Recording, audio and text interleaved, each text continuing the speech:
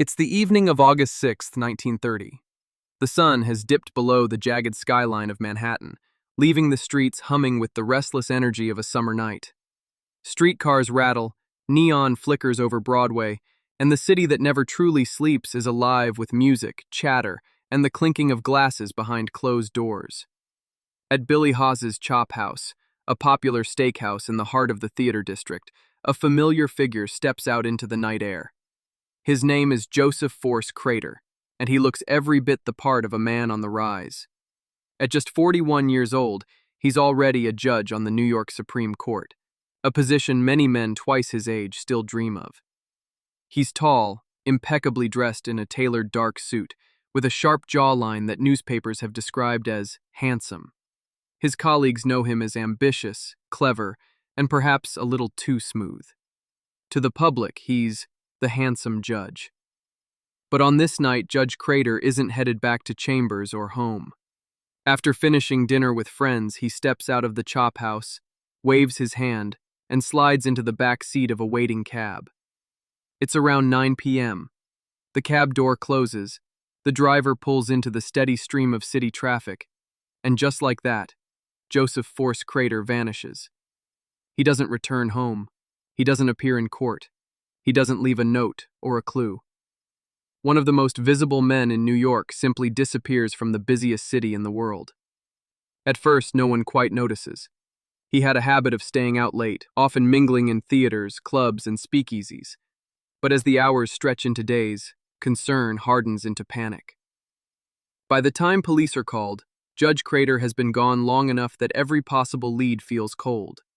There's no ransom note demanding money, no witnesses reporting a struggle, no body washing up along the Hudson. Nothing. The disappearance sends shockwaves through New York. This isn't some nameless man slipping into the city's underworld. This is a Supreme Court justice, someone with power, connections, and influence, someone who dined in public, moved in elite circles, and was expected to be untouchable. For a figure like him, to vanish without a trace is not just shocking, it feels impossible. And yet, it happened. Soon, the newspapers explode with the story, splashing headlines across front pages. Judge Crater missing. The public is fascinated. Politicians whisper about corruption. Ordinary citizens wonder whether the mob has claimed another victim. And all of New York becomes obsessed with the question, what happened to Judge Joseph Force Crater on that warm summer night? Was he kidnapped? Killed? Did he run away to escape scandal or debts? Or was something darker, something far more sinister, waiting for him after he climbed into that cab? The mystery of Judge Crater's disappearance will haunt New York for decades. He will be called the missingest man in America, a symbol of corruption, secrecy, and the city's darkest undercurrents. And to this day, nearly a century later, his fate remains unsolved. This is the story of a man who stepped into a taxi on a crowded street in Manhattan and was never seen again. To understand the mystery of Joseph Force Crater's disappearance, we first need to understand the man himself. Because Judge Crater was never just a judge, he was a paradox, living two lives at once. On the surface, polished, ambitious, and respectable. Beneath that, a man tangled in the shadows of New York politics and nightlife. Joseph Force Crater was born in 1889 in the coal country of Pennsylvania. His family wasn't wealthy. His father was a hard-working immigrant who earned his living in the grueling coal mines, and his mother was a homemaker who pushed education as a way out. Young Joseph quickly showed that he was different. He was clever, charismatic, and hungry to climb higher than his modest beginnings allowed. He put himself through college and then law school at Columbia, paying tuition partly by tutoring other students. Those who knew him in those years said he was sharp, but more than that, he had charm. He knew how to make people like him, how to win them over. It was the sort of charm that would serve him well in politics, and it became the foundation of his rise in New York City. After graduating, he moved into the legal and political world of Manhattan, and that world, in the 1920s, meant one thing: Tammany Hall. Tammany wasn't just a political machine, it was the political machine. For decades, it controlled New York City's power brokers, from mayors to judges. Corruption was baked into the system. Jobs were handed out for favors, court appointments came with bribes, and loyalty to the machine was rewarded with wealth and influence. Crater fit right in. His ambition and charm made him a favorite of Tammany insiders, and before long he was moving up fast. By 1930, he had secured a coveted appointment to the New York Supreme Court, the kind of position most lawyers would never dream of reaching. But while his official career flourished, his personal life was far more complicated. Crater married Stella Wheeler, a woman from Maine with whom he seemed to have a strained relationship. Stella adored him, but those close to the couple whispered that Joseph was restless, often absent, and unfaithful. Rumors of his affairs were an open secret, especially in the world he moved through. Because Crater loved New York nightlife. He wasn't the kind of judge to go quietly home after a long day. Instead, he could often be found in Broadway theaters, speakeasies, and nightclubs. He had a weakness for showgirls, beautiful, ambitious women who populated the chorus lines of New York's most famous shows. He wasn't discreet about it either. Crater lavished attention, money, and gifts on them, often being photographed in their company. His lifestyle was one of expensive suits, late nights, and whispered scandals. To his colleagues in the legal world, he was still the handsome judge, polished and respectable in the courtroom. But to those who knew him after hours, he was a man with a dangerous double life, a respected figure in public and a notorious playboy in private. And that double life wasn't just about women. Crater's ties to Tammany Hall meant he was also knee-deep in corruption. Investigations later revealed that his appointment to the bench wasn't just about merit. It had been greased by political connections and possibly shady financial deals. Crater knew where the bodies were buried, figuratively speaking. He was a man who owed favors and held secrets, the kind of secrets that could make powerful enemies. It's important to understand this duality because it's at the heart of the mystery. When Judge Crater vanished, some saw him as a victim, a man caught in the crossfire of politics and power. Others saw him as a schemer, someone who might have staged his own disappearance to escape debts, scandals, or blackmail. And his marriage reflected that same tension.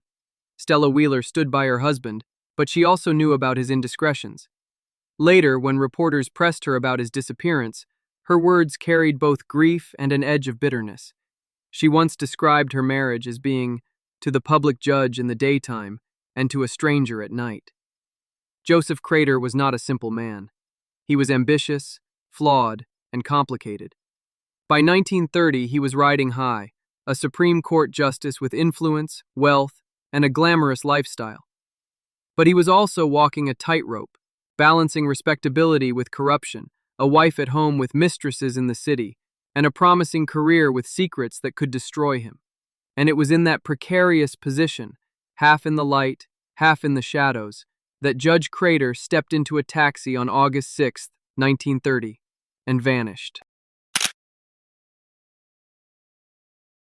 On the day he vanished, Judge Joseph Force Crater was anything but ordinary.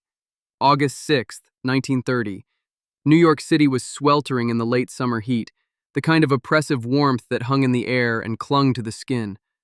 Crater had just returned to the city after spending some time with his wife, Stella, in Maine. Stella, tired of the city's heat, stayed behind at their summer home in Maine. Crater came back alone. That morning, he made a series of curious moves that would later look far more suspicious. First, he went to his bank and withdrew $7,000 in cash, an enormous sum in 1930. Adjusted for today, that would be the equivalent of around $350,000. People withdraw cash every day, of course, but not usually that much, and not right before disappearing without a trace. After that, he went to his chambers at the courthouse. Witnesses said he spent hours pulling files, going through documents and, strangely, destroying certain papers. When asked later, clerks said they remembered him stuffing manila envelopes full of papers into briefcases, then feeding other documents into a shredder or tearing them by hand. Was he cleaning up loose ends? Covering tracks? Or simply tidying up?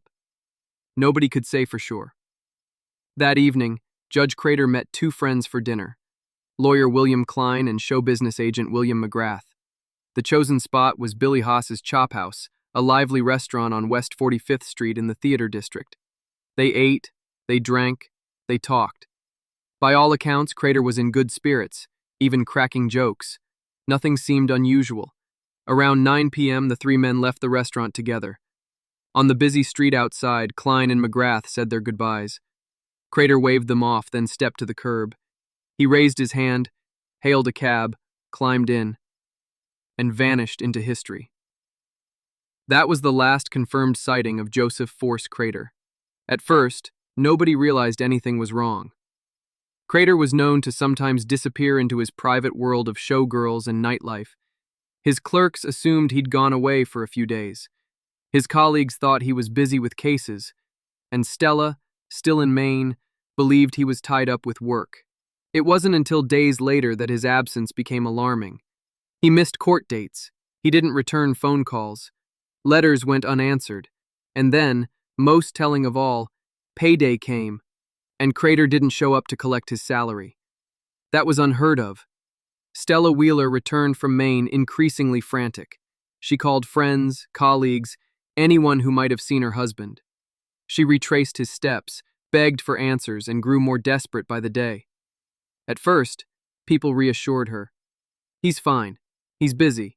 He'll turn up. But as days stretched into weeks, reassurance gave way to dread. Finally, Stella reported him missing to the police. That's when the press got hold of the story. And once reporters learned that a sitting New York Supreme Court justice had vanished in broad daylight, it became front-page news. The details only deepened the mystery. A judge withdrawing a fortune in cash, destroying files and removing papers. A cheerful dinner with friends, followed by an untraceable taxi ride. And then nothing. No ransom note, no body, no proof of foul play. In a city of millions, in a place that never sleeps, Judge Joseph Force Crater had simply disappeared into thin air.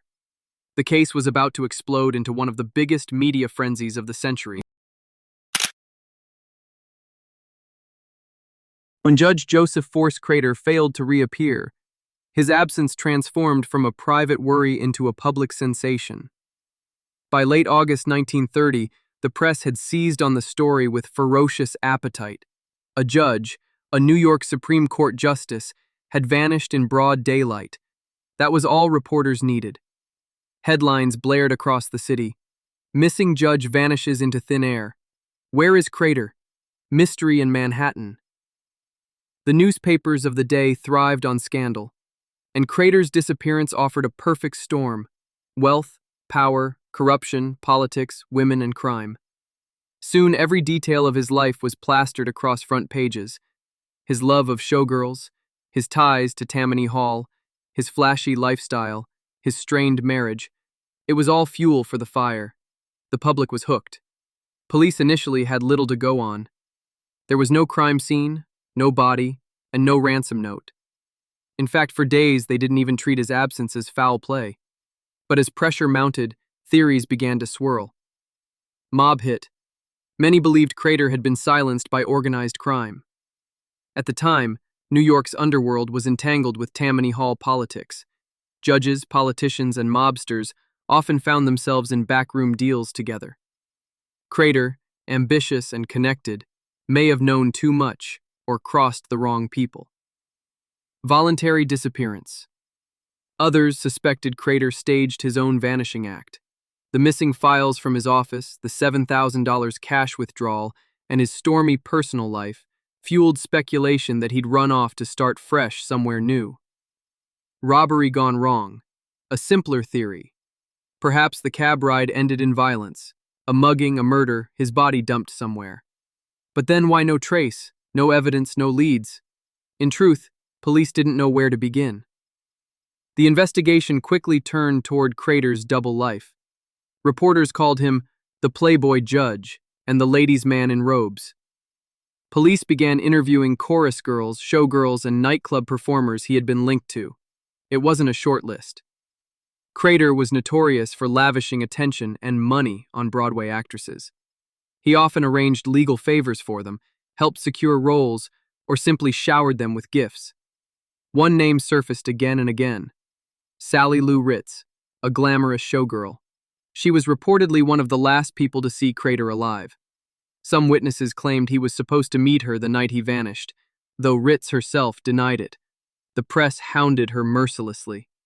Others pointed to June Bryce, another young woman with connections to Crater. Rumors suggested she may have lured him into a trap, perhaps at the behest of gangsters or political rivals. Bryce later vanished from the public eye herself, which only deepened suspicions. The chorus girls offered tantalizing hints, but little concrete evidence. Still, their involvement painted a vivid picture of the judge's shadow life. One, his wife Stella, was forced to learn in humiliating detail from newspapers. Back at the courthouse, investigators focused on the curious files Crater removed from his chambers the day he vanished. Witnesses recalled him pulling several case folders, packing envelopes, and then shredding or tearing other papers.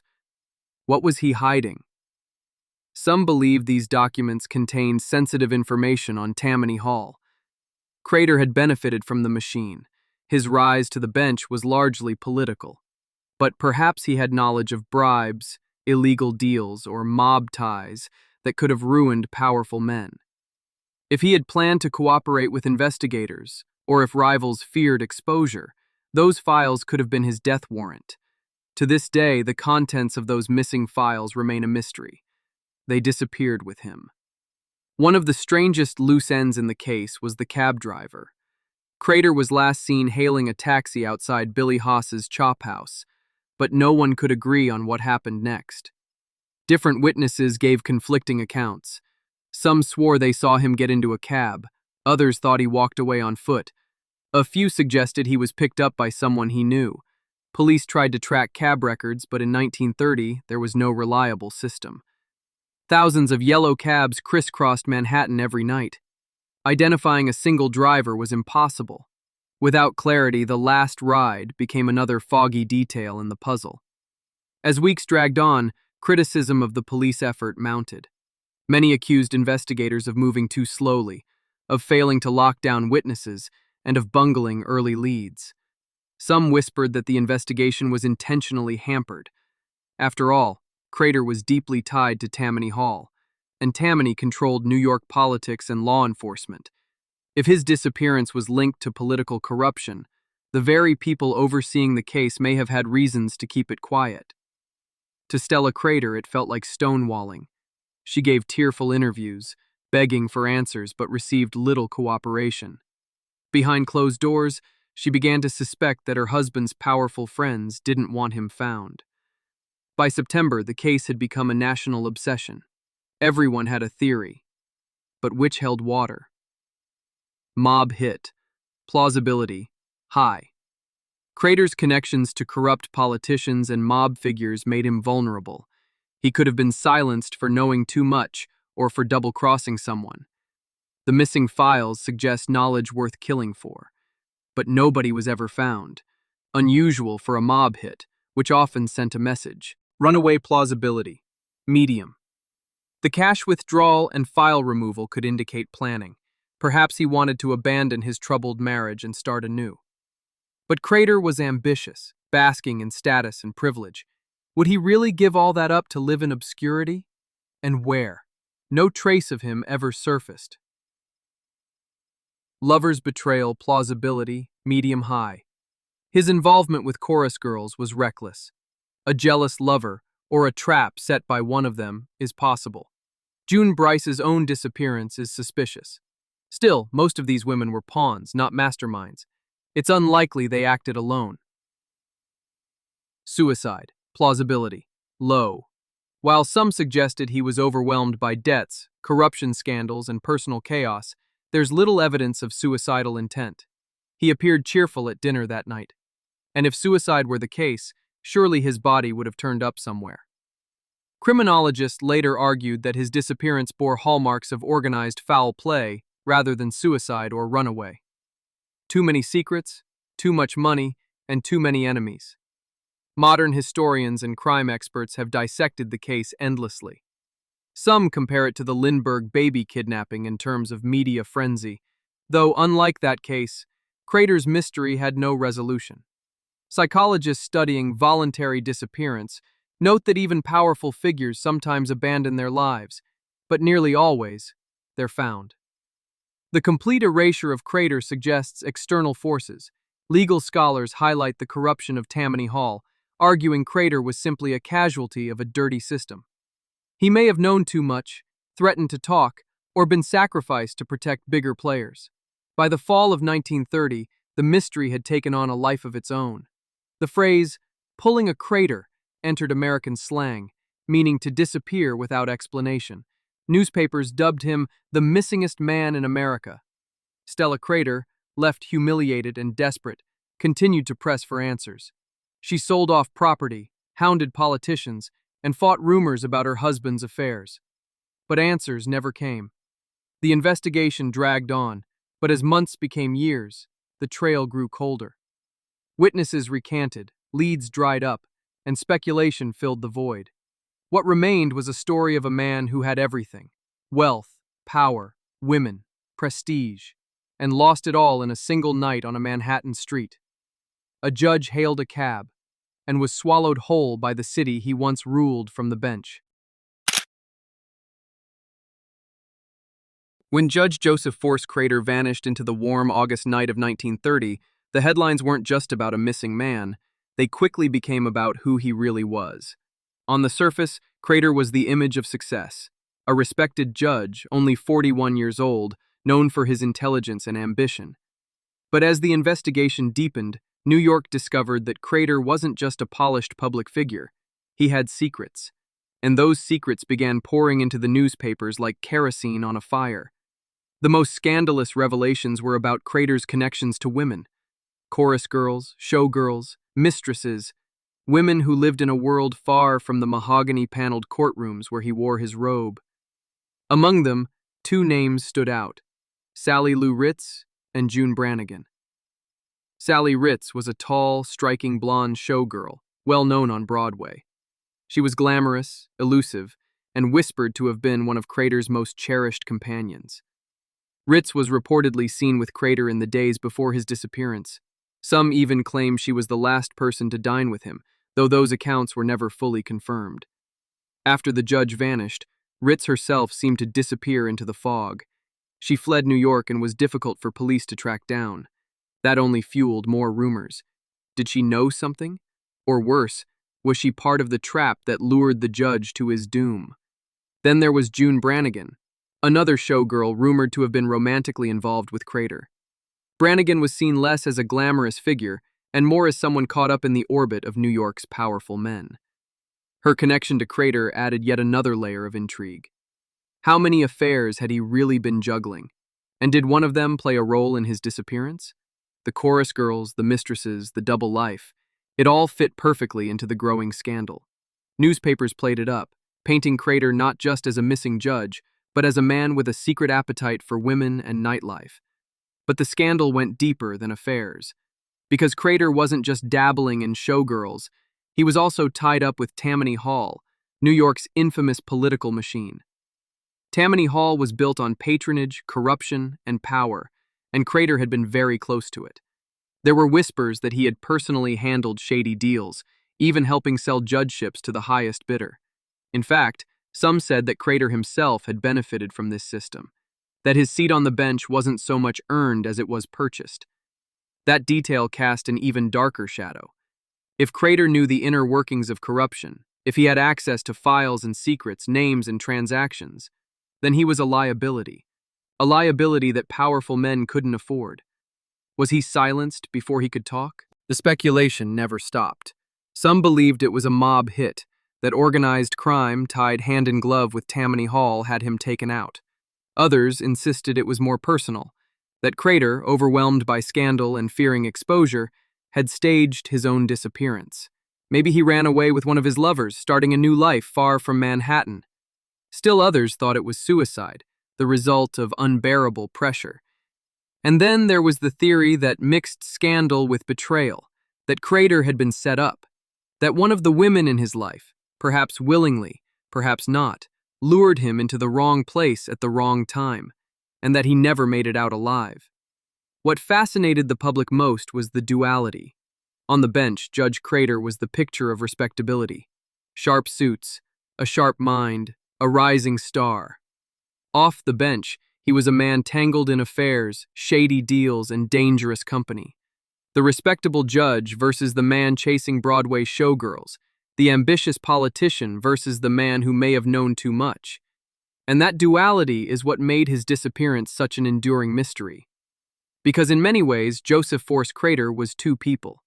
And when he vanished, New York was left wondering, which man disappeared, the handsome judge or the man with too many secrets?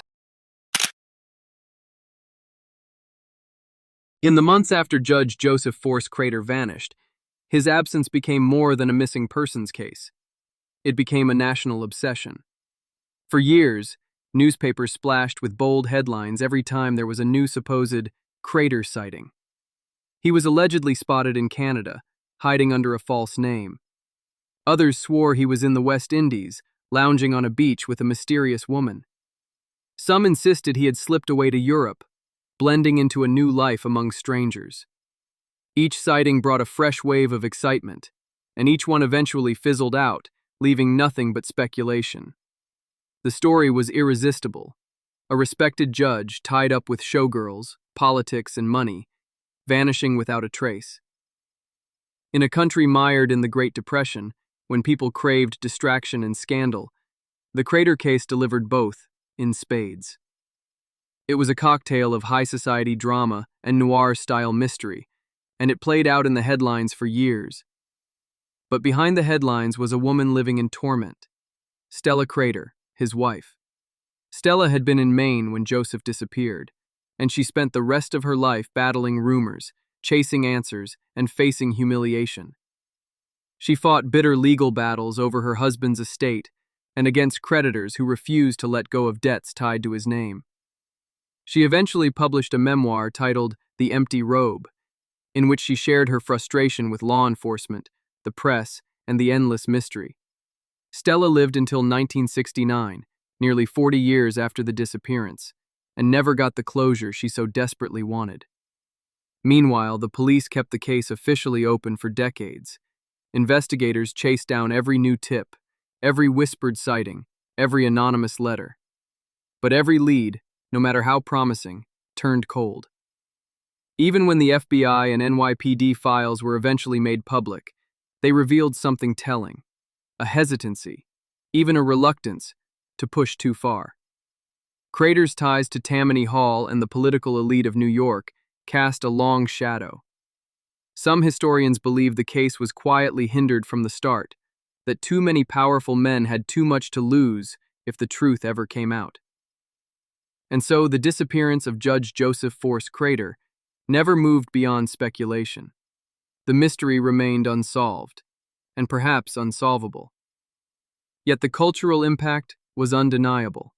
Crater became a symbol of vanishing acts, of hidden corruption, of the dark underbelly lurking beneath polished respectability. In the end, he wasn't just a man who disappeared. He became a legend. The judge who stepped into a taxi on a summer night in 1930 and was never seen again. For 75 years, the disappearance of Judge Joseph Force Crater remained one of America's most tantalizing mysteries. The case was considered cold. But then, in 2005, a strange and haunting twist emerged, the kind of revelation that almost sounds scripted for a crime novel. It came from the lips of a dying woman named Stella Ferrucci Good. On her deathbed, she left behind a written note for her family. In it, she claimed that she had knowledge of what really happened to Judge Crater. According to her, the judge hadn't run away, hadn't staged his own vanishing act, and hadn't been spirited off to Europe or the Caribbean. No, she said he had been murdered on the orders of powerful men and his body buried under the Coney Island boardwalk. The detail was chillingly vivid. Coney Island, that playground of amusements, hot dogs, and roller coasters, hiding a corpse beneath its wooden planks. If true, it would mean that for decades, families strolled, children played, and lovers held hands, all while the bones of New York's most famous missing judge lay beneath their feet. So why did this confession come so late? According to her relatives, Stella Ferrucci Good had kept quiet out of fear. Fear of the mob, fear of political reprisals, fear, perhaps, of becoming another casualty in a story that had already claimed one prominent man. Only when death approached did she feel safe enough to unburden herself. The police, of course, took the tip seriously, at least initially, but by 2005, the Coney Island boardwalk had been torn up and rebuilt multiple times. Any physical evidence, if it had ever been there, would have long since been destroyed or paved over. Detectives searched old records and construction archives, but nothing emerged that could corroborate the story. No human remains were found. No contemporaneous reports hinted at digging beneath the boardwalk in the summer of 1930. Skeptics were quick to dismiss the confession as nothing more than the invention of an old woman with fading memories. After all, the Crater case had been so famous for so long that it wouldn't be unusual for someone to imagine themselves connected to it. Perhaps she had heard stories passed down, rumors whispered in the neighborhood, and confused them with fact. Yet others pointed out that deathbed confessions often carry weight. Why would someone invent such a tale in their final hours, with no chance to gain fame or fortune from it? And the mob connection, after all, wasn't implausible. Crater had ties to Tammany Hall, knew too much about backroom deals, and had been tangled in scandals involving payoffs and political favors. If anyone had a motive to silence him, it was the power brokers of New York in 1930. Still, without evidence, the confession remained just that, a story. Another theory to pile on top of decades of speculation, but in some ways it was fitting. Judge Crater's Vanishing Act had become larger than life, a cultural ghost story that refused to fade.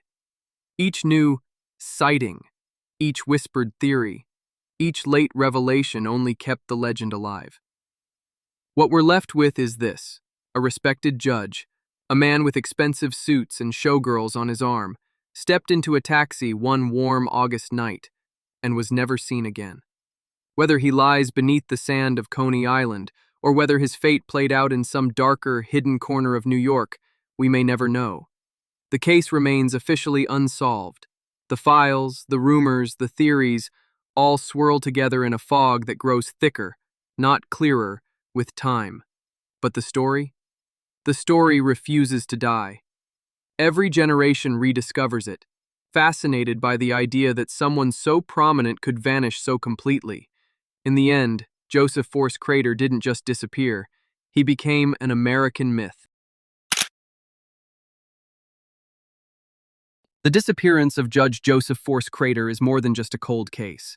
It's a mirror held up to an era, a reflection of New York in the 1930s, where smoke-filled rooms, political machines, and whispered deals shaped lives and fortunes.